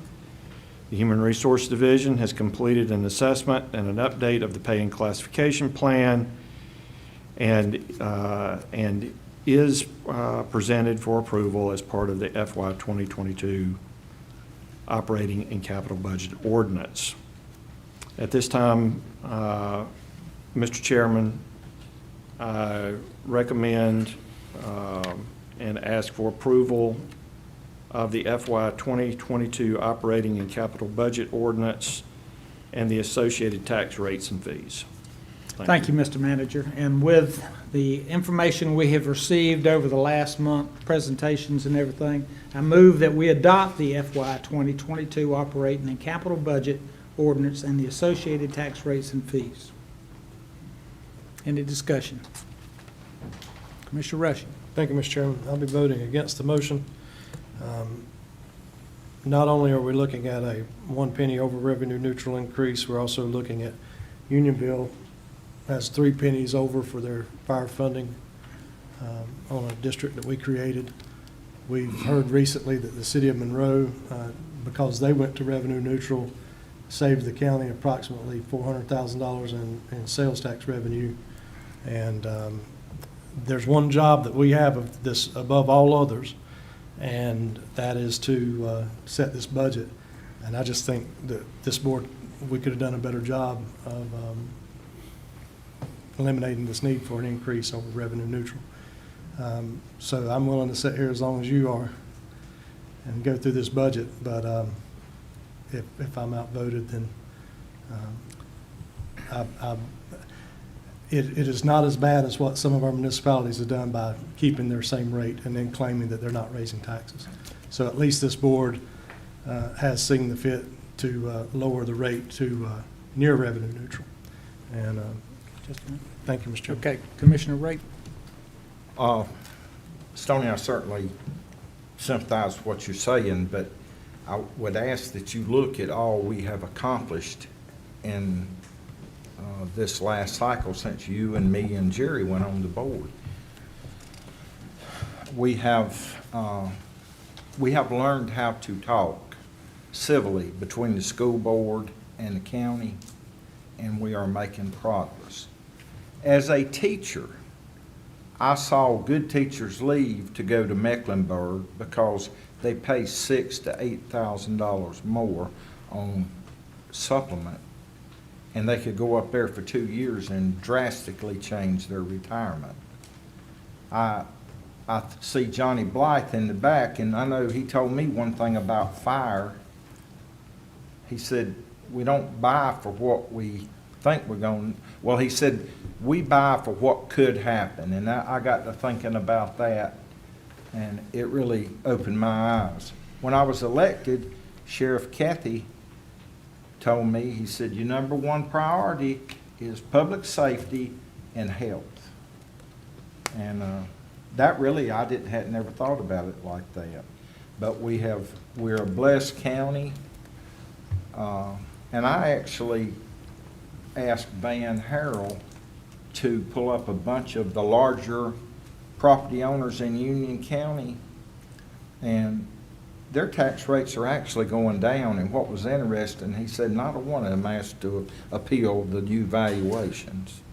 So some people will pay more money. I will pay a lot more, but 1 cent's going to cost me $229. But I am so vested in this county, and I want to see us do good. We've got the best school board that we could ever have. We've got Vice Chairman Heintel, who squeezes every cent until it's done, and then more. And as far as as far as Unionville going up, I learned something. When they go above $1 billion valuation, they go from 60-40 to 80-20. Unionville is growing. And, you know, people can fuss about their values up there, but that's the #1 destination in this county for average housing and upscale housing. Everybody wants to go to Piedmont. And I finally accepted the fact teachers are the great asset this county has. We have a good central office, but teachers are what deal with our children. And I can tell you from talking to teachers through this COVID, they did not have an easy year. It really took its toll on them. And you think they got paid to stay home, but there was all kind of stuff put on them. So I'll be voting to support it because I can't micromanage everything, but I can. And if it costs me this seat in 2 years, if I was to decide to run, then so be it. We've added the event center at Wingate. We're starting to do things for the eastern side of the county. These new buildings that we're buying to make us a more efficient county, they require people to be there, and power and maintenance. I mean, we're growing as a county, and we just got to be mindful. And houses don't pay for it all the time. So I respect your vote. It is your vote, and you can certainly vote. That's what I've always told you. Your vote's your vote, my vote's my vote. So with that, I'll be supporting. Commissioner Williams. Thank you, Mr. Chairman. I appreciate the perspective of Commissioner Rushing and Commissioner Rape, and indeed all the commissioners up here. I'd like to offer my own perspective. I think the perspective in terms of the size of this rate increase matters, as well as where the money's going matters. The size of this increase, a 1 cent increase from the revenue neutral rate, is a 1.7% tax increase. Make of that as what you will, but I think that's pretty modest. If you take a median home in Union County, $293,000 home, that's an extra $29 a year.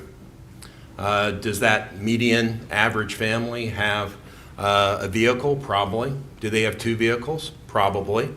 Well, if their median vehicle value is $13,000 and they have 1 vehicle, that $29 increase is a $10 increase. If they've got 2 vehicles and it's a median value, that tax increase is a tax cut. Now, I understand different people are going to have different tax increases because the value of the homes we live in, the increase in individual assessed values varies markedly from home to home. I get that. So everyone has a different story. But the short of it is that in aggregate, on average, this increase is extraordinarily modest. Now, what are the funds going to? Well, we know from a 1 penny increase in the tax rate, that's going to raise $3.6 million. Well, these funds are going not to fund general county government. This is not a story of county government gone wild, not by any means. This is going largely to fund our education partners.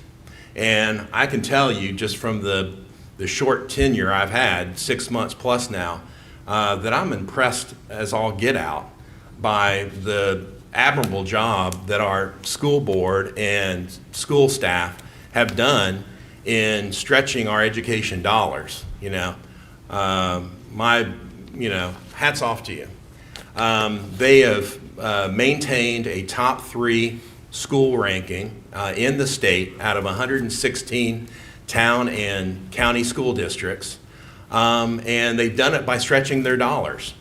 They've done it despite the fact that the per pupil expenditures they get from state dollars is 116th out of 116 town and county districts. So they're doing a lot with less. And when I hear from the school system that they feel like they need some more this year to maintain that superior system that we all know and love, I believe them. And I know it's not everything they've asked for. This is basically about 68%, I think, of what the school district has asked for. But this commissioner is prepared to vote yes for the county manager's proposed budget, to vote yes for this 1.7% tax increase. And if that means that I don't get another term in 3.5 years, so be it. Last thing I'd like to say is just some other positive things about this budget.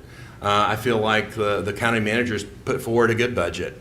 What else are we doing with it? Well, we have, I think, over $10 million in PAYGO that is paying for some of the buildings we're finishing up or have finished up. I think that's a responsible use of the funds. And I'm also very pleased that we're on the cusp of hiring a county veterinarian that's going to serve our animal shelter, as well as I expect our event center and perhaps other agricultural uses. So in short, when I grew up, I was told by my grandfather, don't let the perfect be the enemy of the good. I don't think this is a perfect budget, but I think it's good. And I support this 1 penny, 1.7% increase and the county manager's budget. Thank you. Commissioner Simpson. Commissioner Rushing had a point. If you want to go first, go ahead. It doesn't matter. I'll go first. Thank you, Mr. Chairman, for recognizing me. I'll start out by offering a word of thanks to Blake and Beverly and their financial teams for their diligence and work in keeping Union County on a sound financial footing. You do a good job of informing the Board of Commissioners and the manager and his staff of the current state of our finances, and that goes a long way in helping make informed decisions regarding the budget. As we are all aware, the past year was a challenge with a lot of gotcha moments. I credit Manager Watson and his staff with responding to that challenge with an understanding that we all work for the taxpayer, while at the same time respecting the needs of his staff and administration as they face challenges both with their job and their families. I want to recognize Van Harrell and his staff for their efforts in conducting and delivering the reval. A reval is always an effort in discovery, communicating the realities of the new information, and then delivering a product that reflects the fairness it is intended to provide. I've watched as budget development has moved from a 4 to 5 month process to what is now a continuous 12-month effort. Unfortunately, many of the major funding decisions come late in the process and are considered based on assumptions due to a lack of information from state and federal funding partners. The North Carolina Association of County Commissioners has for many years supported the idea of discouraging unfunded mandates. I'll not belabor this point as it has been significantly vetted. I am appreciative of the working relationship we maintain with our state and federal representatives and encourage them to ensure that they meet their obligations to the county citizens with state and federal tax dollars. One of the first items of business I initiated in 2010 was an exercise designed to engage the Board of County Commissioners in defining their priorities. I am pleased to see that the manager and administration continue to emphasize these 4 to 5 initiatives in their budgeting process. Number 1 in that list is public safety. This budget reflects our effort to fully fund law enforcement, fire protection, and emergency services. The state constitution mandates the role of county government in providing public education. This budget reflects our effort to adequately fund Union County Public Schools and South Piedmont Community College. A portion of the additional spending in this budget is directly related to law enforcement and education. These costs are in part related to ancillary services associated with bond expenditures for capital improvements initiated by voter approval. My role as a commissioner is to create policies aimed at delivering efficient and effective government and then direct the manager to administer such. Is there waste and largesse in this budget? In an organization of this size and complexity, it is probable. I do not believe it is the role of this board, however, to go line item by line item, challenging each expenditure, but to send a clear message of fiscal constraint to the manager and hold him or her accountable.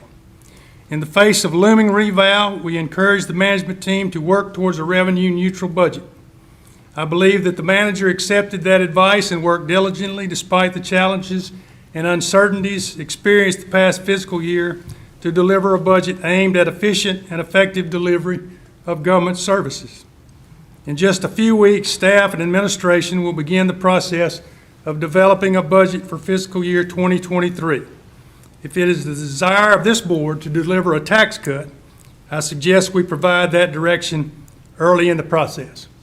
Mr. Chairman, thank you for my time. I'll be voting in support of the motion. Okay, thank you. Commissioner Rushing. Thank you, Mr. Chairman. And I appreciate all the comments made by my fellow commissioners and understand your reasonings behind supporting the manager's budget. But I would just remind you that just prior to this vote, we accepted $23 million that has yet to be determined where it'll go. Sales tax revenue is at an all-time high. We collected sales tax revenue well in excess of what we expected to collect and had budgeted for last year. We have all-time high values. My home itself went up over 50% in value, and so did homes all across Union County. We're an all-time high in the revenues that we have coming in with there. We will be, you talked about landowners actually getting a tax cut. That's absolutely true. The farming community in Union County will be well served by this revaluation, because what happens is they get taxed on their land on a use value, which means that their value remains pretty much consistent, even though, so like if you have a $40,000 acre of land, or if you have a $10,000 acre of land, you're only taxed on the use value, which is a flat rate, and they do benefit. They'll benefit from $200,000 combines not being taxed at a higher rate. They'll see that lower rate in the 50s rather than the rate we had in the 70s. You have had no layoffs in Union County in the past year. We've kept all our folks working. We've made it through hard times. We made it through a hard year with COVID. We've had families hurting, people that were out of work, people who've lost their business. One of my favorite restaurants is closed due to COVID. We miss them and you know, think about their families quite often. We have had increased rates tonight. We've got increased rates last year of 33% in water and sewer. We've got increased fees tonight. We've got increased taxes. So nothing has gone down at all, and we're not making decisions in a vacuum. We're also affected by our neighbors in these municipalities, who some of those folks will be seeing 50, 60, 70, 80, 90% tax increases in their city rates.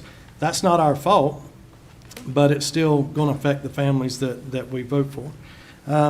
So what's going to happen is that if nobody's really paying close attention right now, but when they will be paying attention is when they open those bills later this year. And when they sit down to write those checks later this year, they're going to say, you know, what happened? Union County taxes might go up a little bit, might go down a little bit for some people, but if you're in one of those towns that didn't move the tax rate at all, there's going to be a shock there. And so in all these decisions that we make, just let us understand that we're not making them in a vacuum. There are consequences to building new buildings, that you have to hire employees, that you have to pay the power bills and all these other things that come along with it. When you give employees an additional day off, there's a cost to it. When you give employees benefits that we didn't have before, there's a cost to it. And while it makes us feel good to be able to do great things for people, there is a cost to it. And that's what the people want us to do. They send us up here with the expectation that we're going to watch the spending. And I remember being told, and this is a wise saying, if you watch the pennies, the dollars will take care of themselves. And I'm just saying, in my belief, I don't think we as a board have done everything that we can. And I'll leave it at that. Well, you know, I look at the population growth in our county. Well, the population growth, there's a cost associated with it. Revenue neutral, I think that's something that's been blown out of proportion. It sounds good for politics, but revenue neutral is just on your home, on your property. And we're going up 1 penny, and that's $3.6 million. Now, also associated, that revenue that comes into the county that allows us to fund the schools, fund the fire departments, the sheriff's department, and our social services and everything. The vehicle taxes is a part of that. We're going to lose over $4 million in vehicle taxes. That 3.6 brings us 3.6. We're already in the hole. And that's not considering personal property. And you've heard about the tax change, the sales tax. We lose $1.77 million there. So we're going to have less money next year that we're bringing in, asking of our citizens to pay than we did before. But the revenue neutral, yeah, that's a 1 cent, but that's a political thing. So it's important. I look out here and I see our sheriff's department represented, or our fire departments. These are all critical. Like we said, Dennis said earlier that, you know, that's our #1 priority, to make sure that we take care of our citizens. And I tell you, for some reason, the ambulance has been flying around my area of the county. And we fund that to make sure that people are taken care of. As for the $23 million, $23 million, we've got limitations on where we can spend it, but it's fiscally irresponsible to try to use it one-time money to fix an ongoing problem, which a budget's an ongoing problem. That 1 penny, like was said, you know, it's all going to educational services. We don't need to be taken away from the excellent school system we have in UCPS and South Piedmont. So we need to continue that. So I want to congratulate our staff for doing an outstanding job for a very difficult challenge that they have, that brought us back a fiscally responsible budget that we can hold our heads high when we go in front of the citizens of Union County. So therefore, I'll be supporting it as well. And we have a motion on the floor. So all in favor of the budget as proposed, say aye. Aye. All opposed to it? No. Okay. All right. Mr. Manager, thank you for your budget. It's passed. Nick? Yeah, we got it. Yeah, one of the things we did, had to move around. Number 45 is the next item, and that's appointment to the Juvenile Crime Prevention Council, JCPC. Emily Westover served as a county commissioner appointee on JCPC, and her term expires June 30th, 2021. She has submitted her resignation from the JCPC effective immediately. This position has been advertised. Carrie Friedman has served on JCPC in the district attorney or designee position, but she no longer works in the district attorney's office. Ms. Friedman wants to continue serving on the JCPC. It's requested that Ms. Freeman be appointed to fill the unexpired term of Mr. Westover. That term expires June 20, 2021 as a commissioner appointee, plus an additional 2-year term on that. Motion to approve Ms. Friedman. Okay. And just to say, Kimberly Westover will be very much missed. She's been a very important part of that board, and we'll sorely miss her. We are blessed. We have a lot of good volunteers who work on our boards to give us guidance. So we have a motion. All in favor? Aye. All opposed? None. Okay. Next, we have the item, and Commissioner Rushing, you had an objection to having the 201 meetings regarding water and sewer master plan? Yes, Mr. Chairman. I don't know about you guys, but I've been receiving many calls from people, people who are buying property, people who have bought property, and I would like for us to do this as a work session where it's available to the public so they can see what we're talking about, what we're planning, and we just, instead of hearing, you know, at various times, different strategies maybe, that we all hear it at the same time and that the public be allowed to hear it as well, because it's just, it's getting very complicated.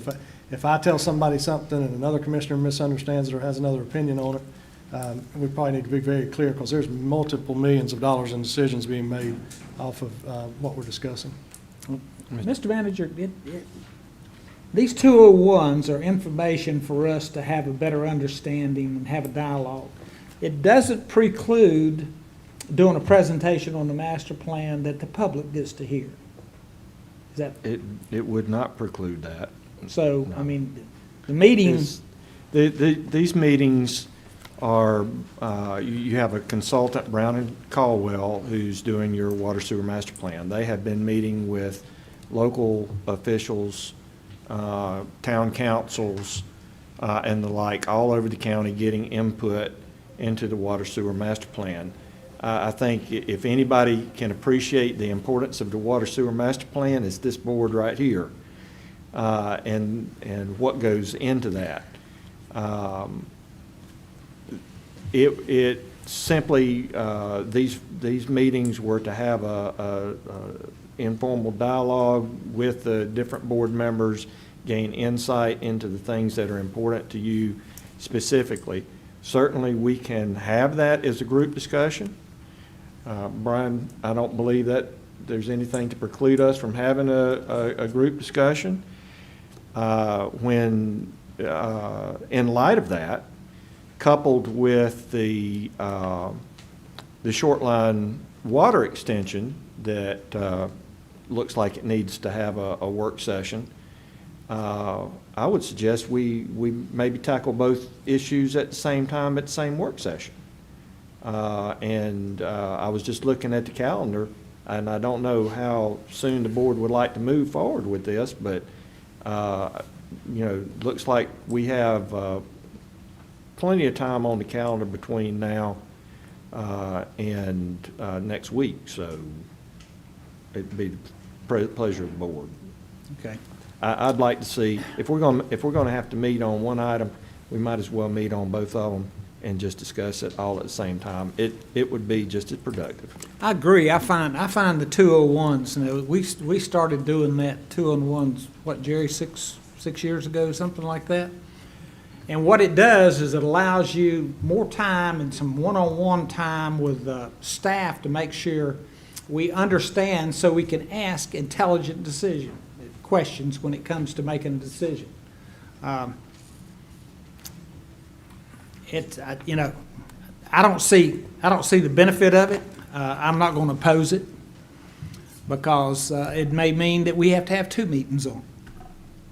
Commissioner Rushing. I'm sorry. That's okay. Rape. Do I owe you a quarter, or you owe me a quarter?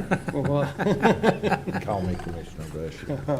I would just encourage the manager to have it, let's publish it 1 to 5, so that we got plenty of time. Y'all know I like to meet, so let's don't make it an hour.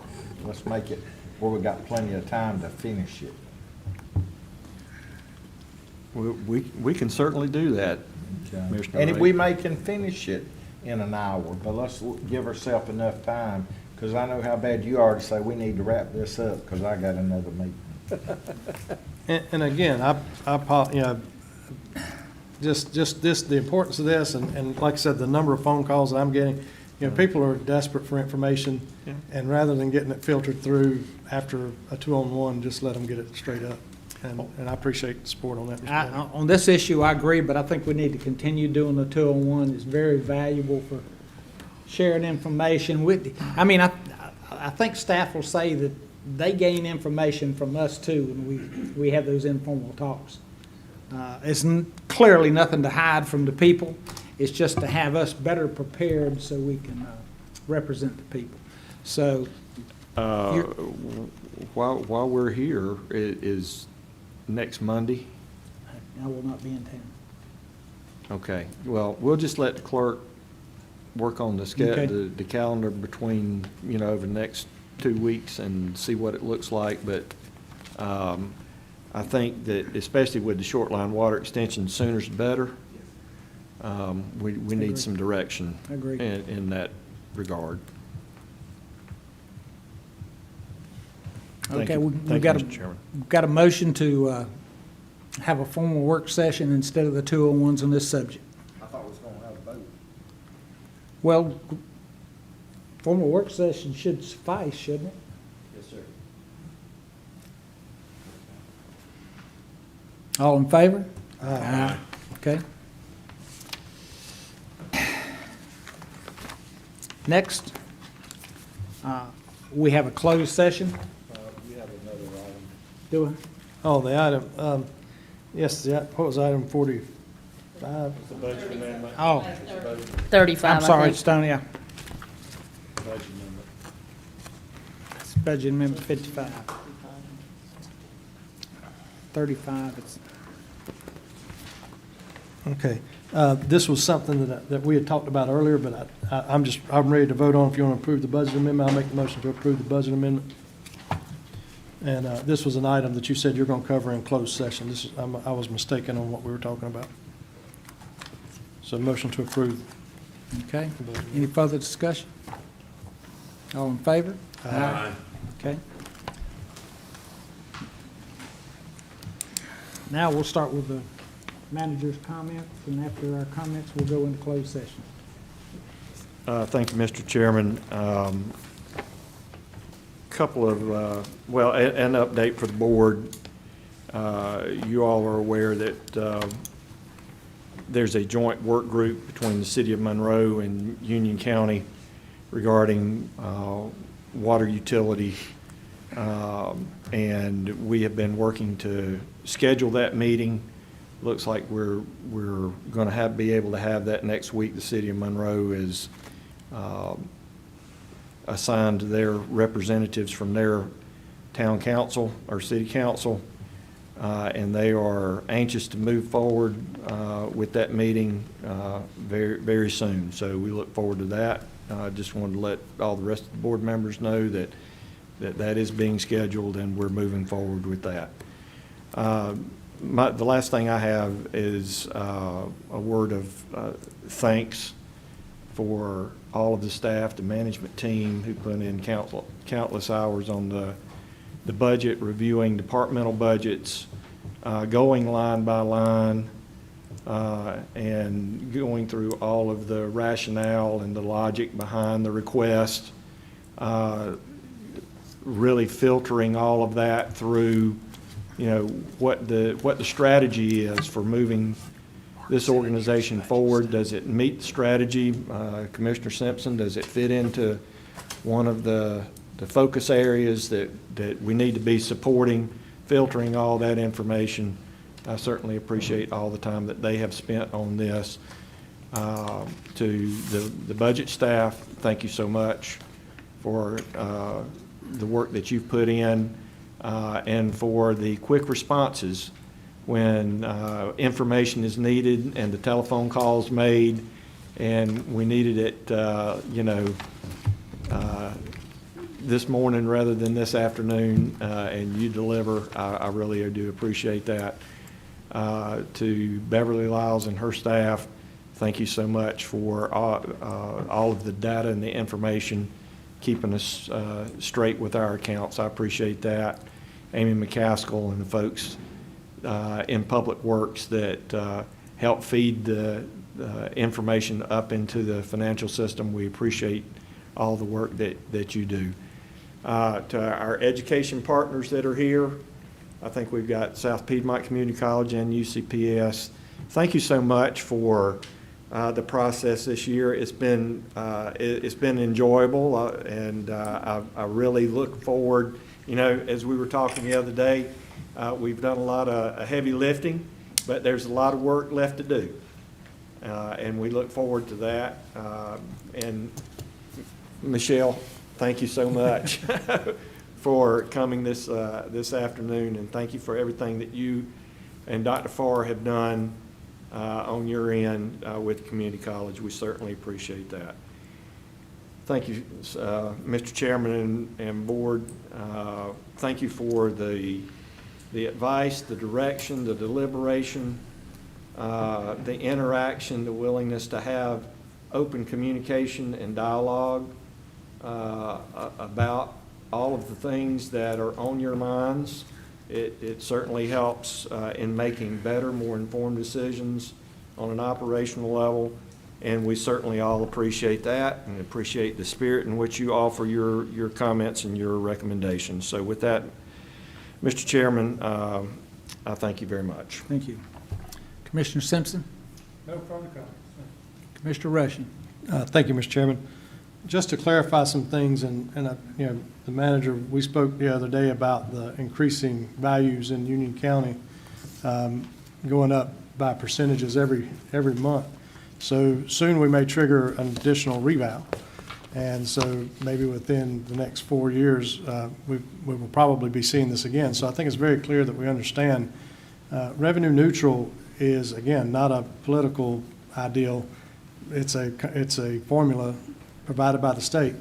And in that, not only do you account for the values in vehicles going down and personal property. So if you have an airplane, or if you have a truck, or you have a car, or you have a motorcycle, those things do go down in value, but that number also takes that into consideration. Revenue neutral does not mean if you brought in $100 million last year, you're bringing $100 million this year. It means you will bring in that plus a growth allocation to the formula. So if we went true revenue neutral, we'd be below 55 cents. Probably, I think I remember the number being around 53, 54 cents. I could be wrong about that, but true revenue neutral would have been a lower number than what we even actually heard. So those numbers, again, for the public are included, and we as a board need to make sure that our people are ready for the next budget or the next revaluation that could be coming within the next 3-4 years.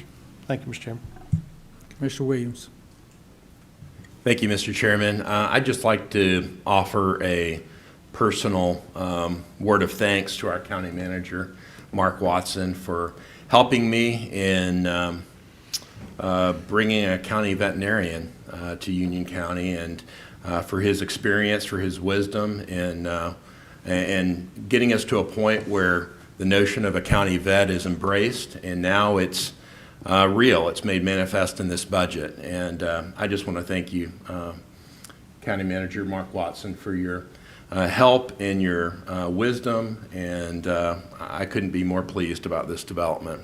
Thank you. Commissioner Rape? All I'll do is piggyback on to what Commissioner Williams said. The way that animal shelter visit started out and the way it ended up, it's very apropos with what you posted. Fall 7 times, get up 8. So you ended up on your feet and got a veterinarian in the deal.